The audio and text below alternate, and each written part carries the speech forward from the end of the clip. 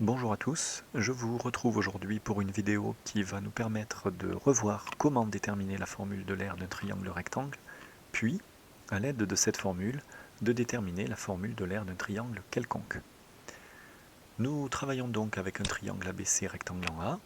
Ce rectangle est un triangle qui est général, il est rectangle en A mais n'a pas d'autres informations données. Je ne connais ni ses longueurs ni les mesures des angles aigus, B et C. Ce qui fait que l'exemple avec lequel nous travaillons, l'illustration avec laquelle nous travaillons, nous permettra d'avoir une formule de calcul d'aire générale. Pour déterminer la formule de l'aire de ce triangle ABC, je commence par placer le point D milieu du segment BC, appelé hypoténuse. C'est le segment opposé au sommet de l'angle droit.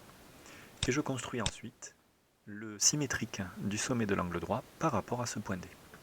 Le point A' obtenu nous permet du coup de dessiner un quadrilatère ABA'C qui est un rectangle.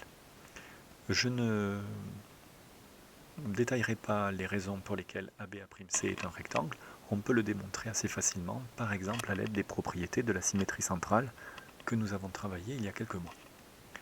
L'intérêt de construire un rectangle autour du triangle ABC réside dans le fait que nous connaissons facilement, nous pouvons facilement exprimer l'aire du rectangle ABA'C simplement en multipliant la longueur AB par la longueur AC.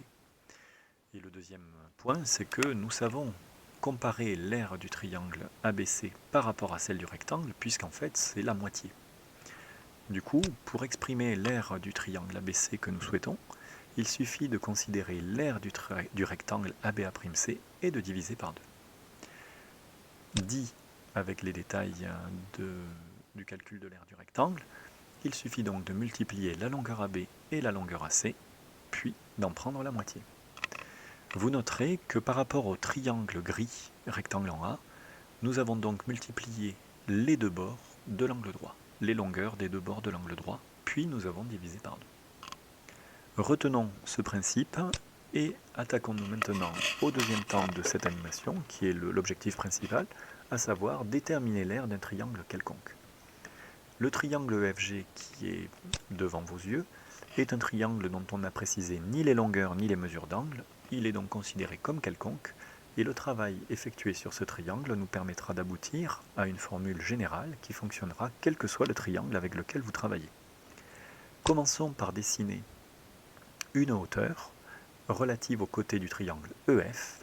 Je vous rappelle que la hauteur relative à un côté d'un triangle est la droite perpendiculaire à ce côté et passant par le point opposé au côté. Ici, j'ai donc tracé la partie simplement qui m'intéresse, la partie segment perpendiculaire au côté EF, passant par le sommet G, qui est donc opposé au côté EF. Le point H, pour vous donner un petit peu de vocabulaire, est ce qu'on appelle le pied de la hauteur. C'est le point d'intersection entre la hauteur et le côté EF. Le fait de dessiner cette hauteur, de tracer cette hauteur, permet de couper le triangle EFG en deux triangles, le triangle EHG rectangle en H et le triangle HGF rectangle en H. Ces deux triangles dont je viens de donner les noms sont des triangles rectangles et ça nous intéresse parce qu'on vient de revoir comment déterminer la formule de l'aire de ces triangles. Je commence par exprimer l'aire du triangle EHG de gauche. Je l'obtiens cette aire en multipliant les longueurs des deux bords de l'angle droit, EH multiplié par HG, puis en prenant la moitié. Je fais de même avec l'aire du triangle de droite HFG. Je multiplie les deux bords de l'angle droit HF et HG, puis j'en prends la moitié. Pour déterminer l'aire du triangle EFG, il suffit alors de rassembler les deux aires, l'aire du triangle de gauche EHG, plus l'aire du triangle de droite HFG. Nous observons alors une addition de deux fractions de même dénominateur. Dans ces cas-là, lorsque nous avons les mêmes dénominateurs, on sait que l'on peut tout rassembler sur ce même dénominateur en ajoutant les numérateurs. J'ajoute donc EH multiplié par HG avec HF multiplié par HG. Je recopie cette dernière formule en mettant en évidence, en couleur, quelque chose d'intéressant. Je me retrouve dans le numérateur face à une somme de deux produits avec un facteur commun.